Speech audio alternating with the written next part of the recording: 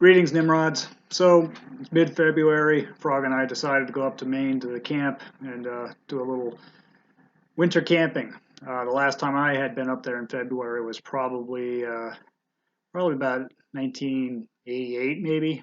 Was when we went up to actually cut the trees for where the cabin is.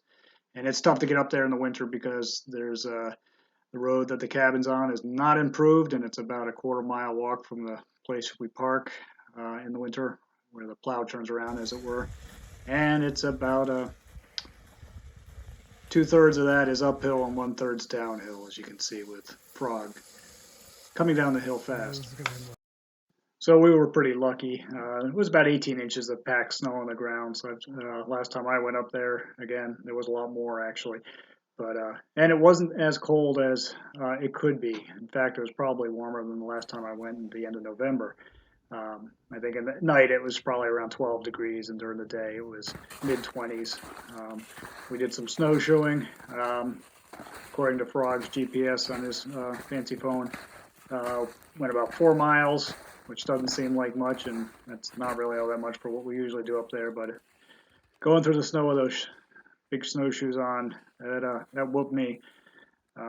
So the next morning we got up and we said, well, it's 12 degrees out. Let's stay inside and clean the cabin, which is kind of what we went up there for anyway. We have a battery-operated vacuum cleaner and a bunch of batteries, and went up there and just went to town and got about 10 pounds of mouse crap out of there. And found a couple expired canned goods that we had to take care of. We discovered that taking care of expired canned goods when they're frozen is not as exciting as it is in the summertime. So next time we'll thaw them out.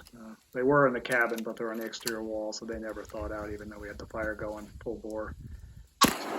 They weren't as fun to shoot as they normally are. But we got up there, got the cabin cleaned.